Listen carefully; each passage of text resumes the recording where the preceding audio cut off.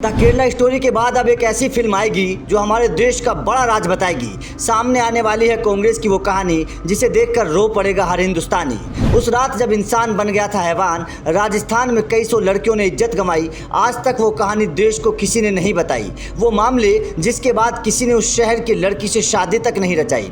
1992 की वो दर्दनाक घटना जिसने हिला दिया था पूरा देश। कई सौ लड़कियों को कैसे हैवानों ने अपने जाल में फंसाया, फिर किसने उन लड़कियों को इंसाफ दिलाया। आज मोदी राज में जब वो कहानी सामने आएगी तो कांग्रेस बेपर्दा हो जाएगी। हम आपको उस खौफनाक वारदात की पूरी कहानी बताएंगे जिसे सुनकर आप हिल जाएंगे। जी हाँ, हमारे देश में एक वो पीढ़ी है जिसे कांग्रेस के काले कारनामों की खबर बहुत कम है, लेकिन कांग्रेस राज में कैसे कैसे खौफनाक काम हुए हैं वो सारे कारनामे अब फिल्मों के माध्यम से बाहर आ रहे हैं। जिन फिल्म निर्माताओं पर पहले लगाम लगी हुई थी वो अब खुलकर अपनी कहानी को देश के लोगों के सामने ला रहे हैं। द केरला स्टोरी भी ऐसी ही एक दर्दनाक कहानी थी, लेकिन द केरला स्टोरी के बाद एक ऐसी फिल्म देश के लोगों के सामने आने जा रही है जिसे देखकर पिक्चर हॉल में मौजूद हर इंसान रोएगा। ये वो कहानी है जिसने उस वक्त पूरे देश को झकझोर दिया था। कांग्रेस राज में कैसे पढ़ने वाली लड़कियों के साथ हैवानियत हुई, वो खौफनाक कहानी आपको इस फिल्म में देखने को मिलेगी। चलिए आपको बताते हैं कि आखिर ये फिल्म किस कहानी पर आ रही है। तो आने वाले 2 मिनट हमारे साथ बने रहिएगा, हम आपको वो कहानी बताएंगे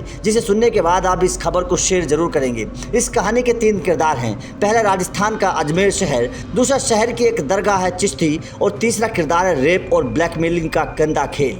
जी हाँ, ये बात है साल 1992 की। राजस्थान में एक ऐसी घटना सामने आती है जिससे पूरा देश हिल जाता है। देश भर में विरोध प्रदर्शन होने लगते हैं। राजस्थान में कांग्रेस की सरकार पर सवाल खड़े होने लगते हैं। दरअसल साल 1992 में राजस्थान के शहर अजमेर में चिश्ती सेक्स स्कैंडल का पर्दाफाश हुआ था। इस कांड को आप इस तरीके से समझ सकते हैं कि शहर में रहने वाले लोगों ने अपनी बेटी बहनों को पेड़ पर लाश बनकर लटकते देखा था। मुस्लिम कट्टरपंथियों ने सैकड़ों हिंदू लड़कियों का यौन शोषण करके उनका एमएमएस बनाया था। इसमें बताया गया है कि इस रेप कांड में अजमेर शरीफ का चिश्ती और उसका पूरा परिवार शामिल था।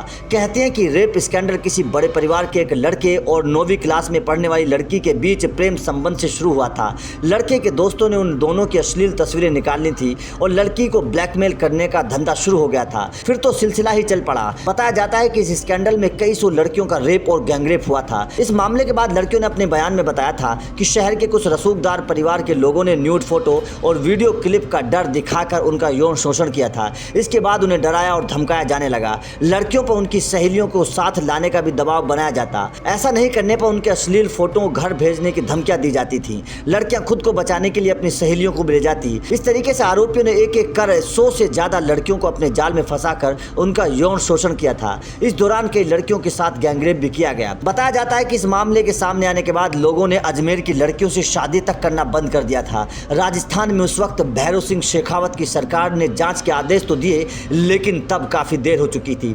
कहा जाता है कि कांग्रेस नेता जयपाल का भी सेक्स स्कैंडल में बड़ा हाथ था। कहा जाता है कि उस वक्त अजमेर में 350 से ज्यादा छोटे मोटे अखबार वालों ने इस सेक्स स्कैंडल के पीड़ितों के साथ देने की बजाय पीड़ित परिवारों को ब्लैकमेल करना शुरू कर दिया था। आरोप यह भी है कि जिस लैब में फोटो निकाले गए, जिस टेक्नीशियन ने उसे प्रोसेस किया, जिन पत्रकारों के इसके बारे में पता था, उन सब ने मिलकर अलग अलग ब्लैकमेलिंग का धंधा चमकाया। पीड़ित लड़कियों उनके परिवार वालों से सबने रकम ऐठी। ऐसे में भला कोई न्याय की उम्मीद भी कैसे करे। एक वक्त ऐसा था जब 29 पीड़ित लड़कियों ने बयान दिया था, लेकिन अब केवल 2 ही लड़कियां बची हैं। बताया जाता है कि इस दर्दनाक कांड के बाद कई लड़कियों ने मौत को गले लगा लिया था। इस मामले की जांच में इस कांड के आरोपियों के खुलासे तो हुए, लेकिन सब हैरान रह गए क्योंकि ज्यादातर आरोपी रसूखदार परिवार के थे। अजमेर के सबसे चर्चित चिश्ती परिवार का नाम भी इस कांड से जुड़ा। पुलिस ने नफीस चिश्ती, फारूक चिश्ती और अनवर चिश्ती को आरोपी बनाया। फारूक उस दौर में यूथ कांग्रेस का अध्यक्ष हुआ करता था, लेकिन इस मामले की सुनवाई के दौरान उसे मानसिक रूप से विक्षिप्त घोषित कर दिया गया। पुलिस ने 17 लड़कियों की गवाही के बाद 18 लोगों के खिलाफ नामजद केस दर्ज किया। इसमें से 8 को अदालत ने उम्र कैद की सजा सुनाई। इस कांड में शामिल कई आरोपी अभी फरार हैं, जिन्हें आज तक पकड़ा नहीं जा सका। इस केस पर बाद में टीवी पर शो लेकर आए, किताबें लिखी गई, लेकिन एक चीज जो अभी तक नहीं मिल पाई वो है न्याय। अगर उस समय पुलिस ने इस केस के आरोपियों पर शिकंजा कसा होता तो शायद उन्हें फांसी की सजा भी मिल सकती थी, लेकिन ऐसा नहीं हो पाया। सेशन कोर्ट ने 1998 में 8 आरोपियों को आजीवन कारावास की सजा तो सुनाई, लेकिन इसके 3 साल बाद 2001 में राजस्थान कोर्ट ने इसमें से 4 को बरी कर दिया। अब जब उस कारनामे का सच पूरी दुनिया के सामने आ रहा है तो अजमेर शरीफ के लोगों को मिर्ची लग गई। अजमेर शरीफ दरगाह से जुड़े लोगों ने धमकी दे रहे हैं कि अगर फिल्म में उनकी इमेज को नुकसान पहुंचाने की कोशिश की गई तो फिल्मकारों के खिलाफ कड़ी कार्रवाई की जाएगी और पूरे देश में शांतिपूर्ण विरोध होगा। खादिमों की संस्था अंजुमन सैयद जागदान के सचिव सैयद सरवर चिश्ती ने अजमेर 92 फिल्म पर बैन लगाने की मांग की है, लेकिन कहते हैं कि सच कभी भी छुपाने से नहीं छुपता, एक दिन तो वो बाहर आता ही है